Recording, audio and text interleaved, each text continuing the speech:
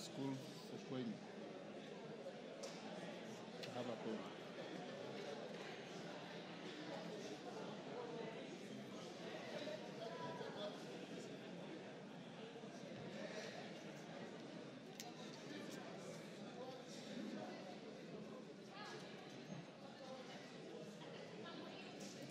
Is it there?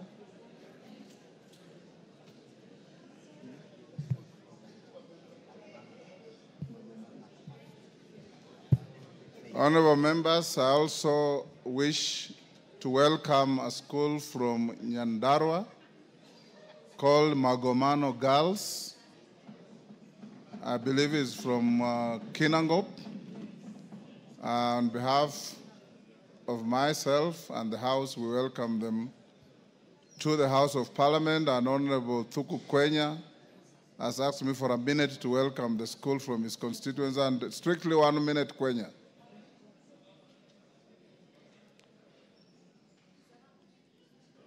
You are not allowed to wave at people in the gallery. I'm waving at, sorry, Mr. Speaker, I'm waving at the clerk for him to just spot where I am. Mr. Speaker, I thank you for this opportunity to welcome a great school in my constituency by the name Magomano Girls.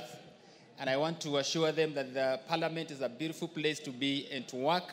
And given the opportunity, Mr. Speaker, now they have a dream of a place they would wish to work and even represent their constituents maybe later in life. They are most welcome, feel welcome. This is Parliament where we say that there is a place of record and decorum. Thank you, Mr. Speaker. Record and decorum, sometimes. Honorable members, order Dr. Nyikal take your seat. Otherwise, you'll stand for a little long.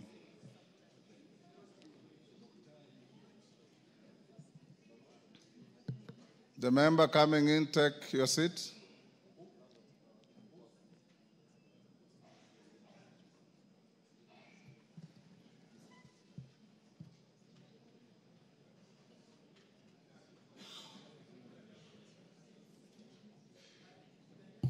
The next order. Order number 4, petitions. Order number 5, papers. Order number 6, notices of motion. Order number 7, questions and statements. Honorable members, before I go back to communication, I received a note from the Honorable Dr. Bukose, Chair of Finance, to the effect, Chair of Health, to the effect that he has traveled out of the country and he has designated Dr. Nyikal to lay on the table the statement on the SHA issue that we raised in Naivasha. Dr. Nyikal, are you ready with it? Chair, is it to lay or to deliver? And this is not chair, this is speaker. Sorry, so speaker, to lay or to deliver? To deliver if you are ready before I give my ruling. So then I give it to the table. The direction was that the statement is to be presented to the House. And members will not know the content until they look for it after a long while. Yet the issues were that it is of public interest. Everybody wants to know what you are saying. Do we do that before we get into the business of the House? It is part of the business of the House. If you have it... Chair, then I'm not in a position to move it now, Chair. If you are not, that's okay.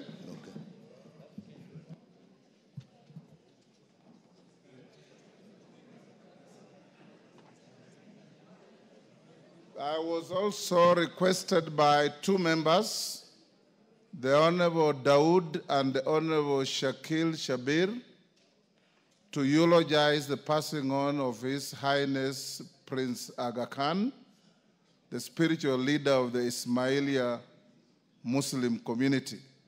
Between the two, I don't know who is going to go first. And do you have to do it both? Yes. Who is senior? I'll start with the senior. I'll start with Shakil Shabir. Then Dawood be ready after Shakil. Thank you, Mr. Speaker, sir. I would like to present a tribute on behalf to the Aga Khan community, the Ismaili community, in respect of the passing away of Prince Karim Aga Khan, whose vision and visionary leadership and unwavering commitment has left an indelible mark on Kenya. He was a beacon of hope for millions around the country. His Highness was the 49th hereditary Imam of the Ismaili Muslims, passed away on the 4th of February 2025, leaving a legacy of compassion, education, and humanitarianism. In Kenya, the Aga Khan's contribution has been transformative across various sectors.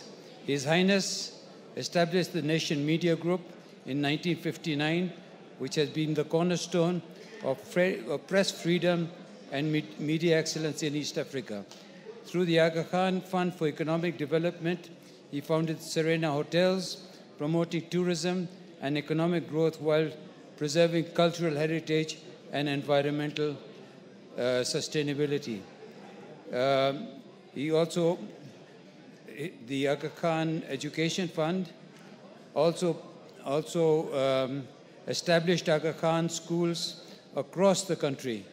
The Aga Khan Primary School in Kisumu, where I studied, was a source of pride, producing generations of well-educated individuals who continue to contribute to the nation's development. This institution has even got up to 95%. They were recognized as the top school for a number of years. The Aga Khan hospitals in Nairobi and Mombasa and Kisumu and the Aga Khan University Hospital stands as a beacon of quality health care, providing cutting-edge medical services and also reducing the need for Kenyans to seek treatment abroad.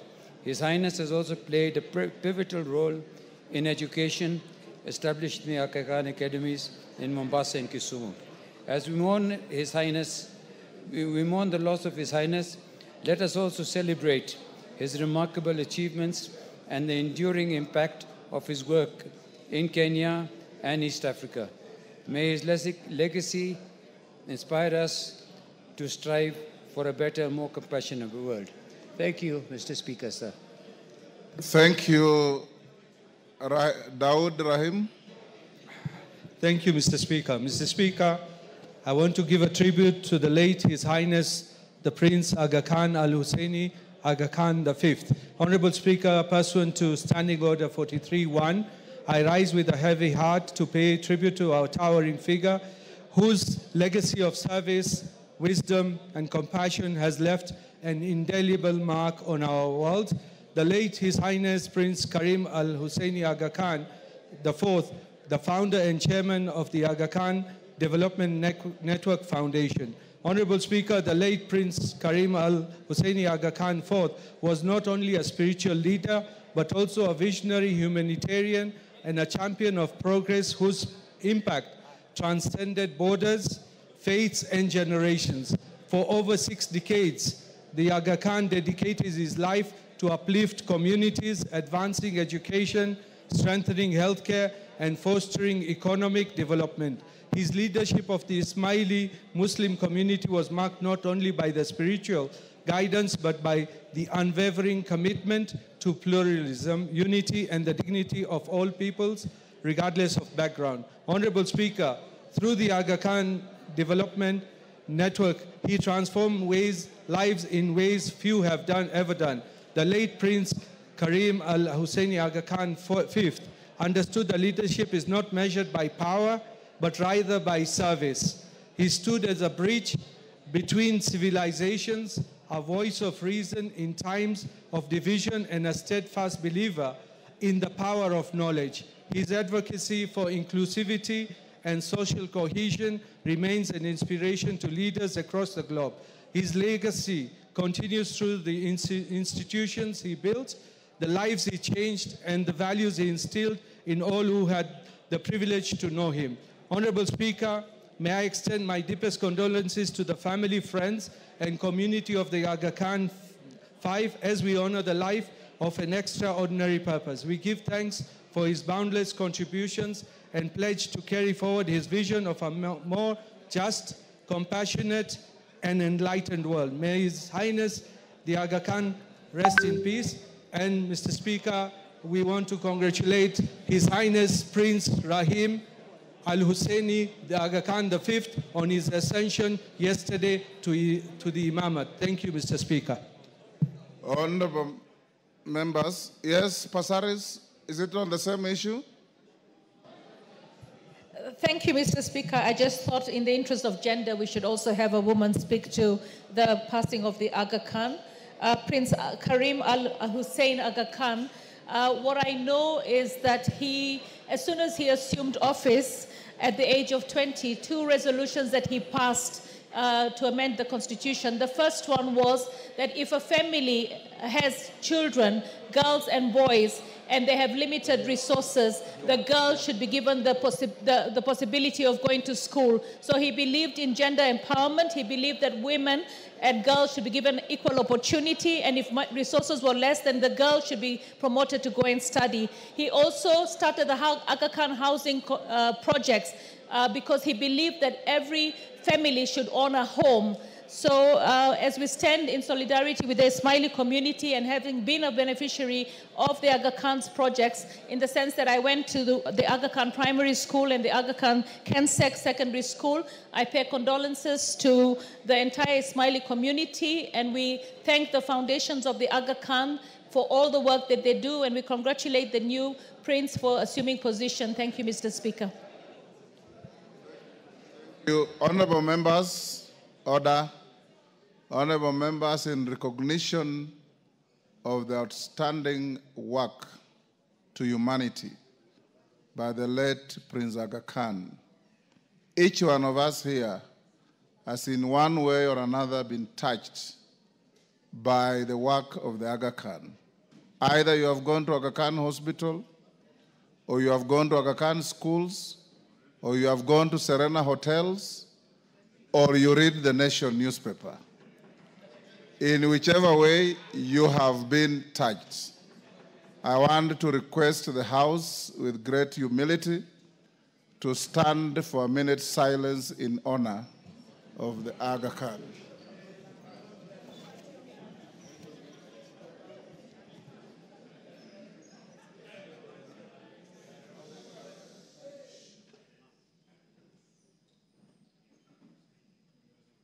Trying to strike a chord and it's probably A minor.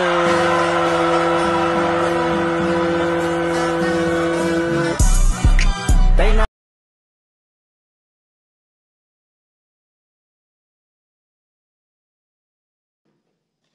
Thank you. Go back to communication.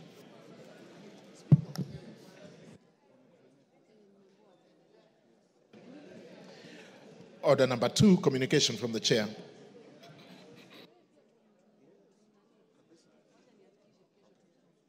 Honorable members, those on their feet, take your seats. Kiamba, take your seat, Mami. Sabina Chege, take your seat.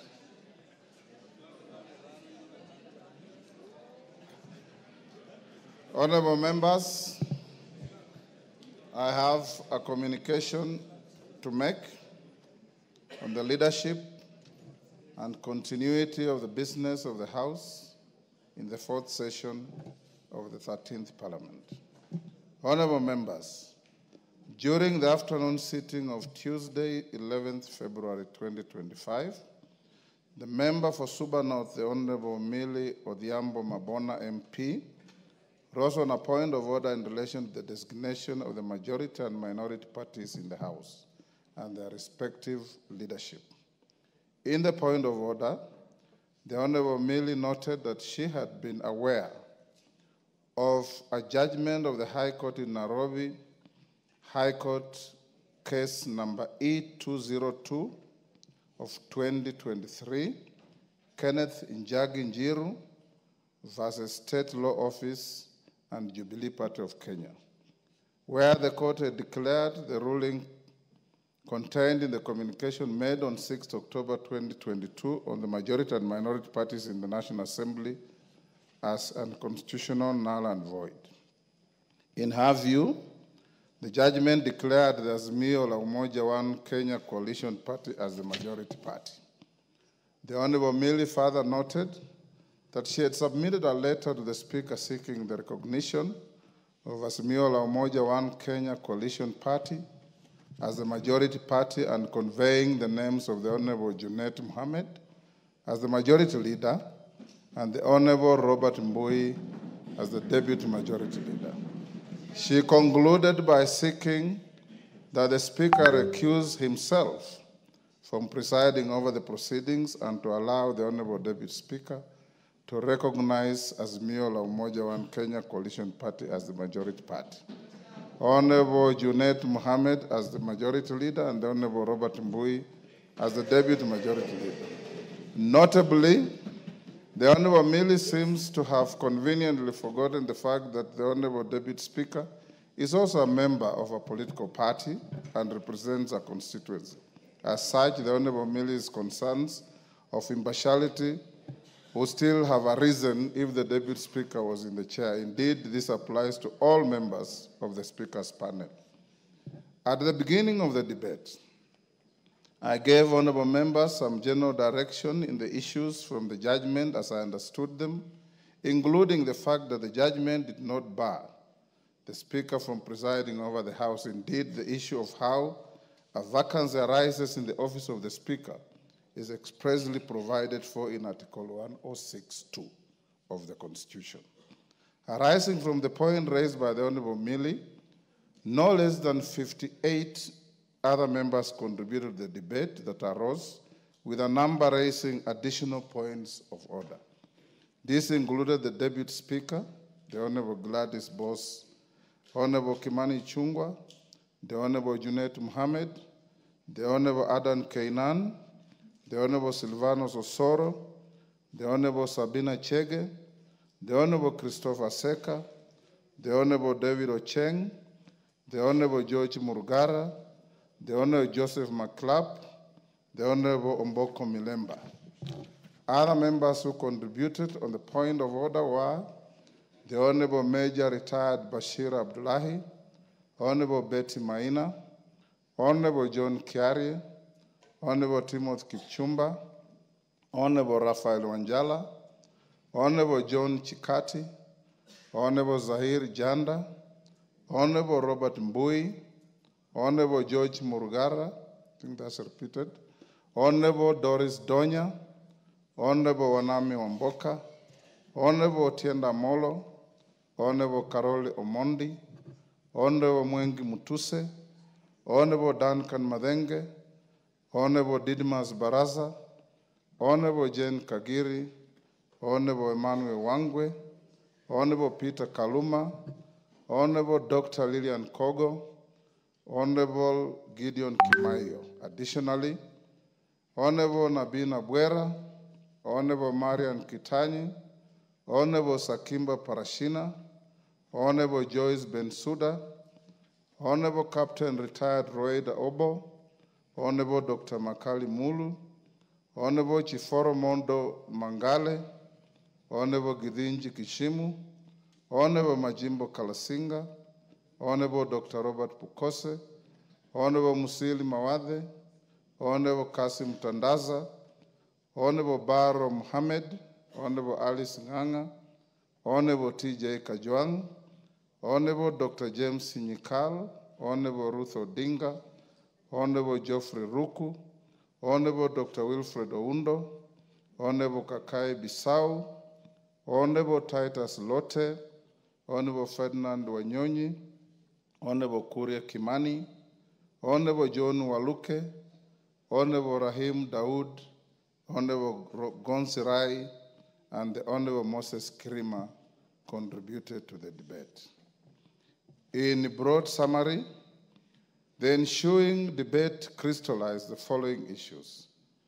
A, whether the court in its findings designated any party as the majority party or any party as the minority party in this House, and even the affirmative, whether this was an invitation to the whips to invoke the provisions of Standing Order 19A and 20 on the submission of freshly elected party leaders. B, what were the implications of the judgment to the continuity of the business of the House, noting that the court expressly declined to grant the prayers sought by the petitioners to declare Azimio la Umoja One Kenya Coalition Party as the majority party and Kenya Kwanza as the minority party.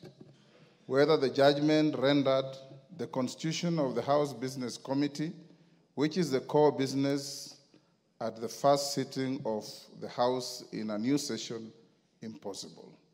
Whether the judgment rendered the transaction of the business of the House impractical, and if in the affirmative, whether any intervention ought to be made so as to facilitate the National Assembly to continue discharging its constitutional responsibilities. What were the specific findings of the court in the judgment in question, and what is the effect on the proceedings and resolutions of the House in the pre-judgment 13th Parliament? Whether the judgment affects other facets of the House that are determined by the relative majorities and coalition agreements, such as the deputy party leaders, whips, chairs, chairing and membership of all House committees, membership of the Parliamentary Service Commission, nominations to the IEBC selection panel, and the Commission on Revenue Allocation. Whether the Speaker is a member of the House and how this relates to his political rights and party affiliation, and how the role of the Speaker in the House relates to the principle of impartiality. Whether certain aspects of the judgment violated the doctrine of separation of powers by constituting judicial encroachment into, 1, the internal affairs of the legislature contrary to the spirit of Article 124 of the Constitution that empowers each House to regulate its own procedure, and any attempt by the courts to prescribe a procedure for the Houses may stifle the ability of the House to discharge its constitutional mandate. The powers, privileges, and immunities accorded to the House and its membership by Article 117 of the Constitution, if matters done by Parliament officially in the furtherance of its constitutional mandate, will attract personal liability. Members at the bar, take the nearest seats.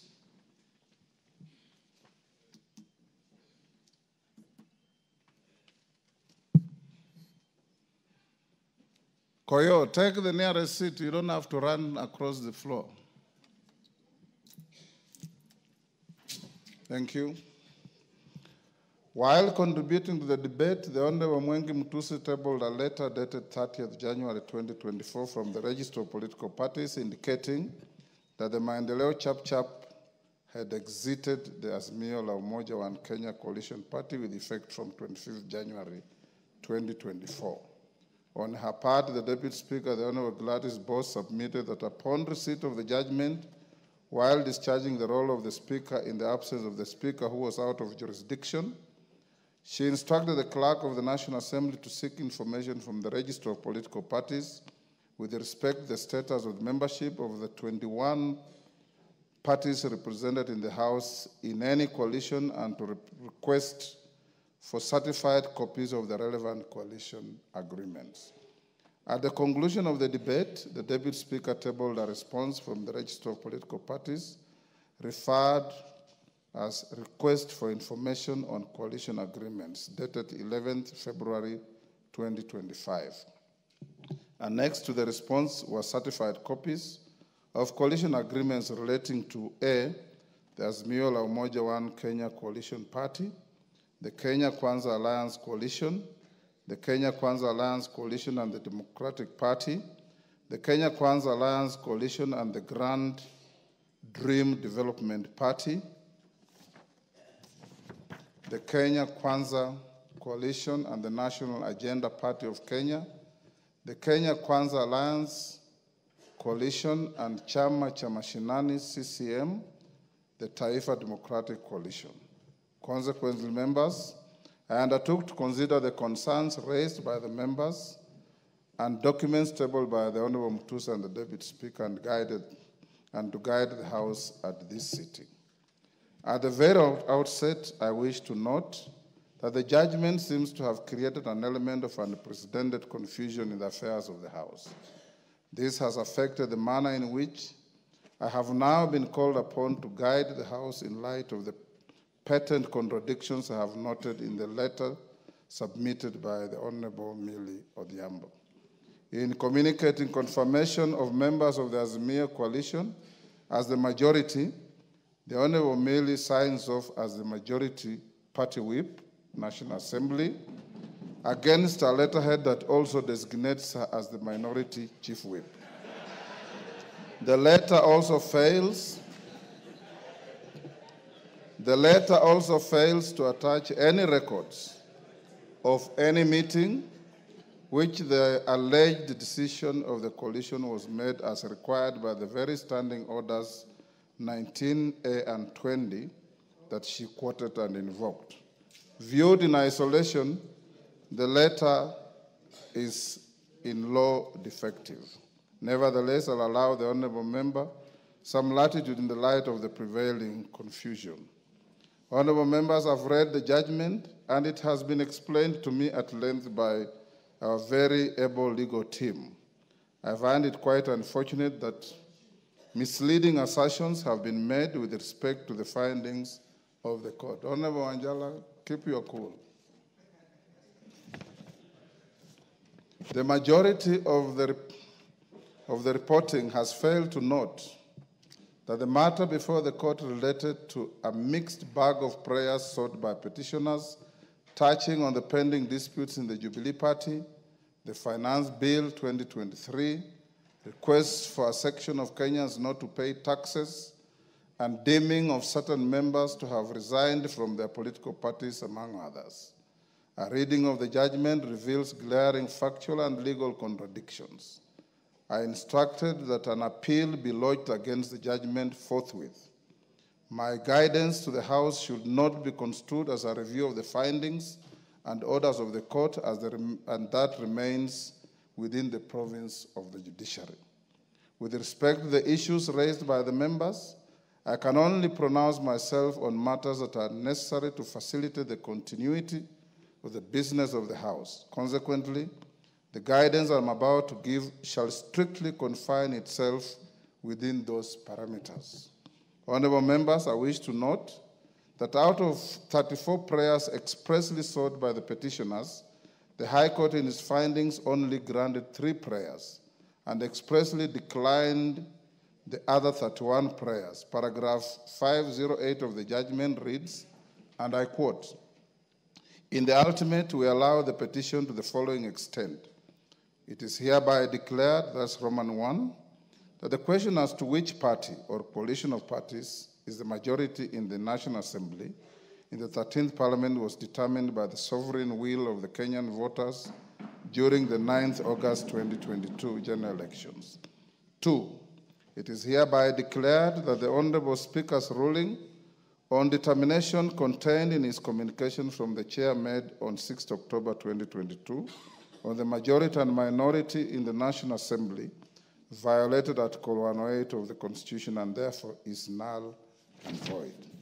3, it is hereby declared, I'm quoting from the judgment, it is hereby declared that the Honorable Speaker's ruling or determination from the chair on 6th October 2022 with respect to leadership of the National Assembly on account of his determination of the majority party and minority party in the National Assembly is contrary to and violated Article 108 of the Constitution, and to that extent it's null and void. 3, an order of certiorari is hereby issued quashing the Honorable Speaker's ruling or determination contained in his communication from the chair made on 6th October 2022 on the majority and minority in the National Assembly. Subject to the foregoing orders, the court went on, The rest of the prayers in the petition are declined. Parties will bear their own costs. Honorable members, finding number Roman 4, in which the court declined to grant the rest of the prayers sought by the petitioners, is quite instructive. To put it in its proper perspective, I note that at paragraph 33, appearing on page 6 of the judgment, the petitioner had expressly sought that the court grants the following prayers, among others. D, that a declaration be issued to declare that the Azimio la Umoja One Kenya coalition is the majority party in the National Assembly of Kenya based on the outcome of the election of members of the National Assembly held on 9th August 2022. That a declaration be issued to declare that the Kenya Kwanza Alliance is the minority party in the National Assembly of Kenya based on the outcome of the elections of members of the National Assembly held on August 2022. I reiterate that it is in its final orders, and in particular at paragraph 508 Roman 4 of the judgment, the court expressly declined to grant these orders. Therefore, in quashing the communication issued on 6 October 2022, the leadership of the National Assembly in the 13th Parliament, the court did not declare any party or coalition of parties as the majority or minority party, and neither did it declare any member of this House as the leader of the majority party, nor the leader of the minority party. This addresses the first and second issues. Honorable members, yesterday when all of you submitted, I kept quiet and listened. I implore you also to keep quiet and listen. It's a quid pro quo. Even the Honorable Millie, who raised the issue, is conducting herself like the distinguished lawyer she is, listening quietly. And for us, when we go to court as lawyers, even when the court rules against you, you stand up, bow, and say, "I'm much obliged, my lord."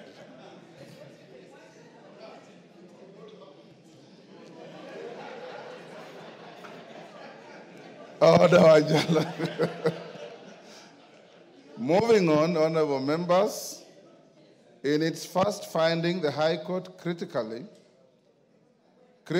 held that the question as to which party or coalition parties in the majority in the National Assembly in the 13th Parliament was determined in August 2022. Whereas the finding of the court is a statement of fact and of law as prevailing on the 9th August 2022, the nagging question as raised by a number of members is whether the law contemplates this determination of the majority and minority parties to be static throughout the subsequent days of a term of Parliament. The Constitution itself enumerates several avenues in which the number of parliamentary seats secured by a party or a coalition at a general election can be subsequently varied. First, Article 103 of the Constitution spells out 7 instances in which a vacancy can arise in the office of a member of Parliament, including death and resignation, and this can drastically affect the numbers or members of a particular party. Secondly, Article 104 of the Constitution provides for the manner in which a member of Parliament can be recalled by the electorate with the result and effect on the parliamentary seats secured by any political party. Thirdly, Article 105 of the Constitution provides for the manner in which the High Court can nullify the election of a member of Parliament with the result and effect on the parliamentary seats by any political party. Fourth, Article 108 of the Constitution, as further expounded in the Political Parties Act, acknowledges the formation and existence of coalitions which, when varied through post-election agreements, have a result and effect on the parliamentary seats associated with a political party or coalition. For instance, apart from the dynamic complexities that we have witnessed around the composition of coalitions since the last general election, honorable members are also aware of the current existence of 3 vacancies in the office of members of Parliament with respect to Banisa constituency, Magarin constituency, and Ugunja constituency. A further vacancy exists with respect to the nomination slot vacated by the Honorable John Badi. How is the House meant to treat a change in its relative majorities arising from the current existing 4 vacancies? Honorable members, to my mind, all the cited scenarios create avenues for the exercise of the sovereign will of the people to determine the majority and minority in the House. By quashing the guidance that I gave for purposes of ensuring the continuity of the business of the House, the court recreated the very same question that arose at the commencement of the 13th Parliament as to which party or coalition is the majority or minority in the House. Honorable members, the 3rd schedule to the Constitution prescribed the oath that I took pursuant to Article 74 of the Constitution before assuming office as your Speaker.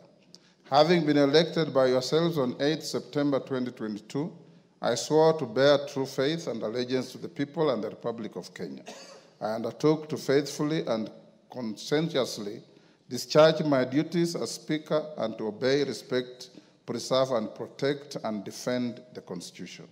Critically, I also committed to do right to all manner of persons in accordance with the Constitution and the laws and conventions of Parliament without fear or favor, affection, or ill will.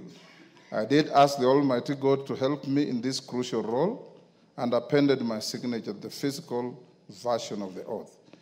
With that in mind, whenever I am invited to render guidance to the House, it remains my solemn and singular duty to provide that guidance and way forward. My predecessors have previously upheld the significance of safeguarding the independence, powers, and privileges of this House and the doctrine of exclusive cognizance.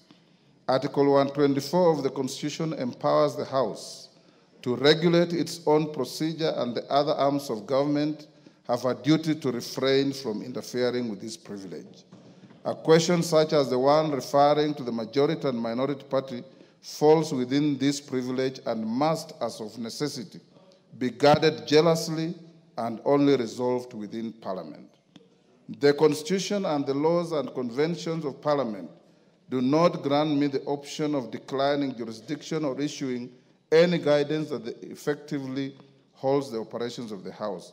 My oath obligates me to ensure the uninterrupted functions of this House for the benefit of the people of Kenya. In its finding number 3, the court held that the communication was null and void. Debate arose as to whether this finding affected the propriety of all the business that the House has transacted since it was inaugurated on 8 September 2022. There were perceptions and assertions that the legislation so far passed by the House may have been voided. It should be beyond doubt that there was no na mimi hapa nimekuja na nimefurahi kuona kwamba hapa watu wameshaamua kwamba hakuna Zakayo tena, si ndio? Nimeona hiyo ni mzuri kwa sababu Kenya haitaingizwa kwenye shimo na Kenya ni moja. The Finance Act 2023 and Appropriations Act 2023, and these prayers were expressly dismissed by the court. Members at the bar, take the nearest seats.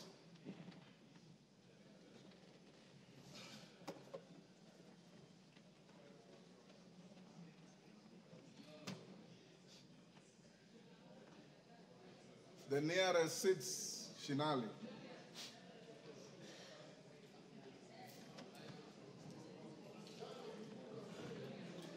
Osero, take the nearest seat. Thank you. It should be beyond doubt that there was no order of the court in this regard. Sorry, I've read that. As ably noted by the Honorable Member for Kikuyu, the decisions which arise from the business transacted by the House has no relation to which party is designated as the majority or minority. They are decisions of the House as a whole. From where I sit, no debate can arise as to the legality of the actions taken by the House prior to the invalidation of the communication. I need not belabor this point. To the critical matter at hand, Article 108 of the Constitution establishes the offices of party leaders in Parliament and outlines the order of precedence to be observed in the National Assembly as follows. There shall be a leader of the majority party and a leader of the minority party. The leader of the majority party shall be the person who is the leader in the National Assembly of the largest party or coalition of parties. The leader of the minority party shall be the person who is the leader in the National Assembly of the second largest party or coalition of parties. The following order of precedence shall be observed in the National Assembly: the Speaker of the National Assembly, the leader of the majority party, and the leader of the minority party. In determining which party or coalition of parties is the majority party and minority party, primary reference has to be made to the results of the last general election. As noted in previous guidance on the designation of the leadership of the House, the exercise must be informed by reference to formal records of membership of the political parties represented in the House and their affiliations, if any, with each other through pre- and post-election coalition agreements. It will be noted that the Independent Electoral and Boundaries Commission, IEBC, via Gazette Notice number 99509951 of 2022, both dated 23rd August 2022, Gazette Notice number 10535 of 2022, dated 5th September 2022, Gazette Notice number 10537 of 2022, dated 7th September 2022, and Gazette Notice number 10710 of 2022, dated 9th September 2022, declared all the persons duly elected and nominated as members of this House and their respective parties at the general election. With respect to the affiliation between the parties currently represented in the National Assembly, Standing Order 2B requires the Clerk of the National Assembly to obtain a certified copy of any coalition agreement entered into between two or more political parties. As guided in previous rulings by the speakers of this House, Standing Order 2B was intended to allow the House to determine its relative majorities and resolve, among others, any disputes between constitutive parties of coalitions, to the membership of the Parliamentary Service Commission, nominations to the Commission on Revenue Allocation, and positions in the East African Legislative Assembly.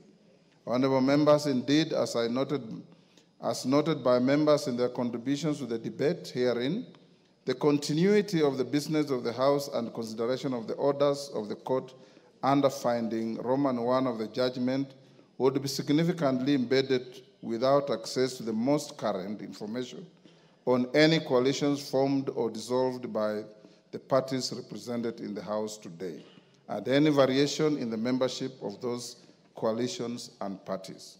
This information must be juxtaposed against the current membership of the House. Indeed, several members, including Honorable Millie Odhiambo, Honorable Junet Mohammed, Honorable Peter Kaluma, Honorable Mboko Milemba, Honorable David Ocheng, Honorable Sabina Chege, Honorable Mwengi Mutuse, Honorable Major Retired Bashir, and others referred to what they call changed circumstances in the composition of the respective coalitions and parties within the House.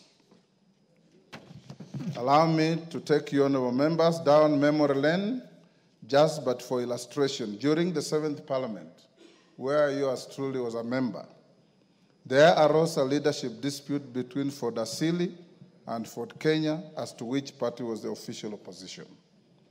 Each party had 31 seats, leading to a dramatic and humorous incident where the late Honorable Martin Shikuku, you may recall that the leader of Ford Asili was the Honorable late Kenneth Matiba, who was not having good health at the time. So Martin Shikuku, as the Secretary General of the party, was the de facto leader of the party in the House.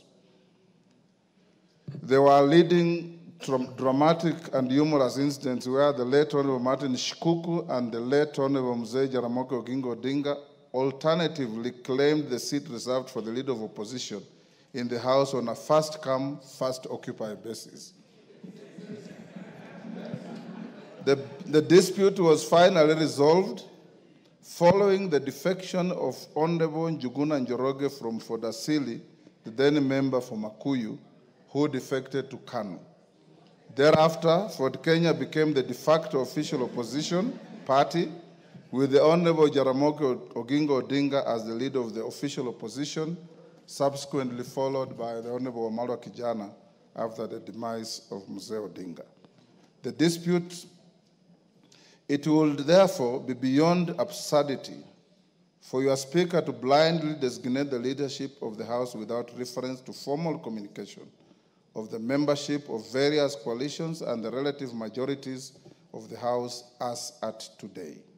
The designation must take into account any changes in the various coalitions, vacancies in the membership of the House, and other relevant realities. As was stated by the Deputy Speaker, in order to establish the existence and status of coalition agreements affecting the affairs of the National Assembly, she instructed the clerk to write to the Office of the Registrar of Political Parties on the evening of 7th February 2025, seeking information. A, membership of the 21 political parties represented in the National Assembly in any coalition, including coalition political parties, and the dates relevant to the membership. Any variations in the membership of the coalitions and coalition political parties, and the dates of the variations. C, certified copies of pre-election and post-election coalition agreements relating to the parties and the status of the agreements.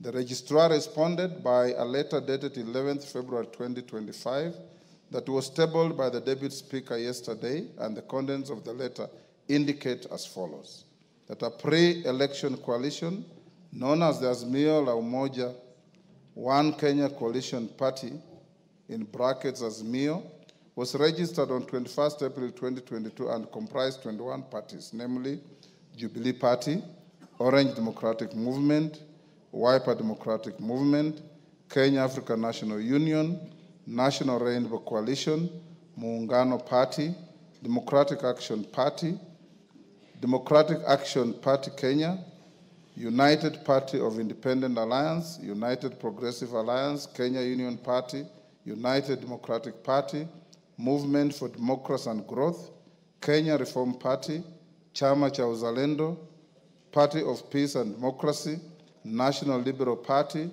People's Trust Party, Ubuntu People's Forum, Party of National Unity, Labour Party of Kenya, and the Party of Growth and Prosperity.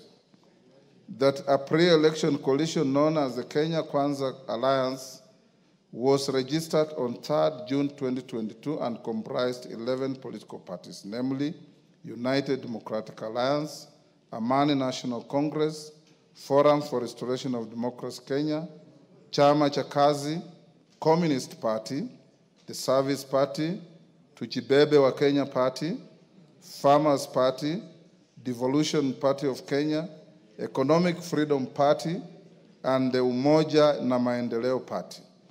That a post-election coalition agreement was entered into on 5th September 2022 between the Kenya Kwanza Alliance and 4 additional parties, namely the Democratic Party of Kenya, National Agenda Party of Kenya, Grand Dream Development Party, and Chama cha Mashinani. The letter from the Registrar of Political Parties did also convey that 5 parties had exited the Azimio la Umoja One Kenya Coalition Party, namely the People's Liberation Party, formerly the National Rainbow Coalition Kenya, on 6th December 2024, Maendeleo Chapchap Party on 25th January 2024, Devolution Empowerment Party on 11th April 2023, United Democratic Movement on 22nd November 2023, and Pamoja African Alliance on 27th February 2023. Suffice to mention, members, that the People's Liberation Party, formerly National Labour Coalition, does not have representation in this House. That the Amani National Congress was in the process of dissolving the party to collaborate with the United Democratic Alliance. That the Movement for Democratic and Growth, MDG, had initiated a process of exiting the Azimio la Umoja One Kenya coalition, but was yet to finalize its exit from the coalition political party. That as at 11th February 2025, the Pamoja African Alliance, PA, Maendeleo Chap-Chap, MCCP, United Democratic Movement, UDM, and the National Ordinary People Empowerment Union, NOPEU, are not members of any registered coalition or coalition political party. Honorable members, I put emphasis on the information provided by the Registrar of Political Parties that the said 4 political parties are not members of any registered coalition or coalition of political party. It is notable that even if it was to be assumed that the 4 vacancies were to be filled in favor of the parties under which the former members were elected or nominated and their number added to the computation of the 2 coalitions, the Azimio la Umoja One Kenya coalition party would still not attain a majority of the members in the House. Honorable members, my reference to the Gazette notices relating to the election of members at the last general election and the current vacancies with respect to Banisa, Magarini, Ugunya, and the resignation of the Honorable John Badi, the current composition of the National Assembly by individual political parties in alphabetical order is as follows. Amani National Congress, 8. Chama cha Mashinani, 1. Democratic Alliance, Party of Kenya, 5. Democratic Party, DP, 1. Fort Kenya, 6. Grand Dream Development Party, 1. Jubilee Party, 28. Kenya African National Union, 6. Kenya Union Party, 3. Maendeleo Chap-Chap, 2. Movement for Democracy and Growth, MDG, 1. National Alliance Party of Kenya, 1. National Ordinary People Empowerment Union, NOPEU, 1. Orange Democratic Movement, ODM, 83. Pamoja African Alliance, PA, 3. Service Party, TSP, 2. The United Democratic Alliance, UDA, 145. United Democratic Movement, UDM, 7. United Party of Independent Alliance, UPIA, 2. United Progressive Alliance, UPA, 1. Wiper Democratic Movement, 26.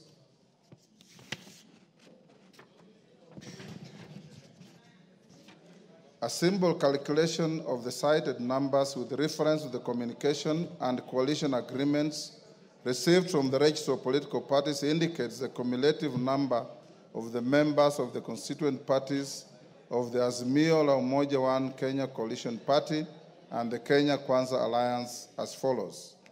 Azimio la Umoja One Kenya Coalition Party consists of 154 members, computed by adding the membership of the Orange Democratic Movement, Jubilee Party, Wiper Democratic Movement, Kenya African National Union, the Democratic Alliance Party of Kenya, the Kenya Union Party, the United Party of Independent Alliance, and the Movement for Democratic Growth.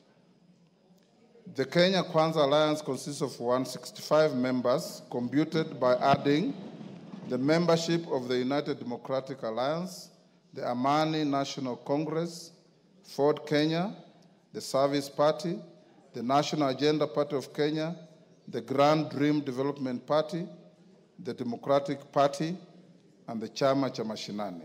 Honorable members, it's notable that the numbers relating to the Azimio la Umoja One Kenya Coalition Party are tinged by a slight element of doubt with respect to membership of the Movement for Democratic and Growth, MDG. You will recall the expressed sentiments made by the sole member and party leader of the MDG yesterday in the House, dissociating both himself and the party from the Azimio la Umoja One Kenya Coalition Party. However, I decline to engage in this controversy. Arising from the foregoing, the Kenya Kwanza Coalition is the majority party, and the Azimio la Umoja One Kenya Coalition Party is the minority party in the House. I have not received order. I still have a little more to go. I have not received any further communication from the Kenya Kwanza Coalition replacing the member for Kikuyu, the member for Kilifi, the member for South Mugirango, and the member for Marsabit County as their preferred leadership in the House. Similarly, I have not received any communication from the Azimio la Umoja One Kenya Coalition Party replacing the member for Suna East, the member for Kadiani, the member for Suba North, and the member for Embakasi West as their preferred leadership in the House. Consequently, the leadership of the House remains unchanged. Permit me at this stage, honorable members, to address the fate of 14 members who, as per the letter from the Registrar of Political Parties, belong to parties other than parliamentary parties that are not affiliated with the two identified coalitions in the House.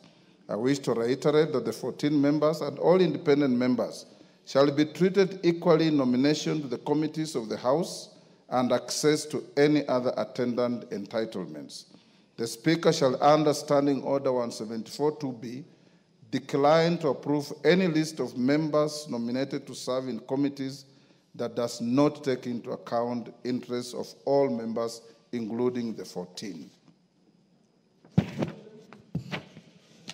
Honorable members, under Standing Order 172, the Committee on Selection is responsible for nominating members to serve in all committees, including the remaining 17 sessional committees that I listed yesterday in the communication on resumption of sittings for the 4th session and the lapse and reintroduction of business. I urge the committee to prioritize the constitution of the Budget and Appropriations Committee in light of the communication that I gave you earlier on the budget policy statement. In summary, therefore, honorable members, I guide as follows. The Kenya Kwanza Coalition is the majority party in the House. Azimio la Umoja One Kenya Coalition Party is the minority party in the House. To the extent that I have not received any communication from the Azimio la Umoja One Kenya Coalition Party or the Kenya Kwanza Coalition replacing their leadership in the House, the leadership existing as at the end of the last session remains the leadership of this House. I thank you.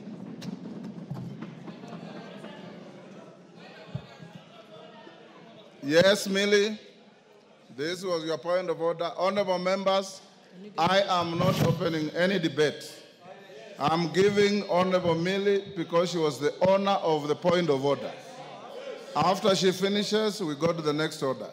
Rosarit Martin. Thank you, Mr. Speaker.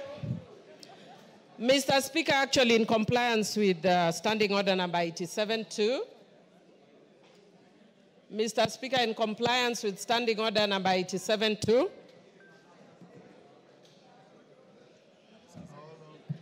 somebody was calling me. Yes, I just wanted to indicate that in compliance with Standing Order number 87-2, I am actually not going to raise any issues regarding... May I have my standing orders? Go on now. Thank you. Yes, go on. Yeah, thank you, Mr. Speaker. Mr. Speaker, I just wanted to say that in compliance with Standing Order number 87-2, I will not raise any issues regarding the communication that you have just given. I'm a very law-abiding citizen and cognizant of our standing orders. And further, Mr. Speaker, I also just wish to indicate that as Azimio, and much more so, those of us who are very keen on ensuring that Baba clinches the AU position, we want to be sure that we follow the rule of law and that we support a broad government which is not based and we are encouraging the government to be both broad and based. It is broad but not based. For those who have not learned literature, understand what I'm saying. This government is broad, but it is not based. So don't call us to be in a broad-based government. It has to be broad-based government. And Mr. Speaker, I also just want to say that as Azimio, we follow. No, I'm not going to congratulate you. Mr. Speaker, this one is talking towards me, but I ignore him. Ignore him, you are senior. He should listen to me. I'm ignoring him. Osoro. As Azimio. Honorable Osoro. But Mr. Speaker. Mary Odhiambo is your learned senior. Yes. Listen to her. But Mr. Speaker, don't even worry, I can handle him. I'm capable in all manner to handle him. Mr. Speaker, as adherents, as Azimio, we are adherents to the rule of law. And Mr. Speaker, as those who adhere to the rule of law, I want to indicate just that the way you say as lawyers, yeah, that we speak as lawyers. Yes. I want to indicate that as Azimio, we very respectfully disagree. I will not go to the substance. But we very respectfully disagree with your communication. And Mr. Speaker, I want to say, again, a philosophy in my local community that says, Ngamatek konyono kwesimeru. When a strong man steps on your mother's pipe, you tell your mother to remove her pipe. That philosophy acted when my mother, in the generation of my mother. In my generation, if Angamatek Onyonokwesimeru, you point at the eyes. You point at the eyes of Ngamatek, respectfully. So, Mr. Speaker, I want to say that today, you are Ngamatek. Ngamatek is the strong man. You are stepping on my mother's toe. But I will respectfully tell you, Mr. Speaker, that I don't agree with you as a strong man, that you are stepping on my mother's toe. And as Azimio, we are going to take further action until you stop stepping on my mother's pipe. And I respectfully, Mr. Speaker, note your communication. Thank you, Honorable Millie Odhiambo. Order. I'm not opening any debate. Honorable Millie Odhiambo, that is how the law works. It is not necessarily popular. It's not necessarily likable. It is just the law. Shakespeare said it's an ass. It is the law. So when you obey the law, sometimes you may step on somebody. Sometimes you may not. But the law remains the law, and in the law we trust, in our constitution we trust. Finally, I want to join all of you in wishing our patriarch, our leader, Raila Amolo Odinga, success in the election as the chair of the African Union Commission, where the first vote to be cast will be that of President William Samoei Ruto of Kenya. I have also, Honorable Millie Odhiambo, directed the majority leader and his counterpart after this ruling that in constituting committees, they should go beyond broad and base. Order. I will not open any debate. Next order.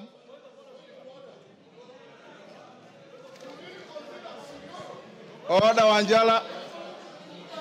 Order, Wanjala. Next order. No. Order number 8. Next order. Order number 8, motion, appointment of members to the House Business Committee. Majority Leader.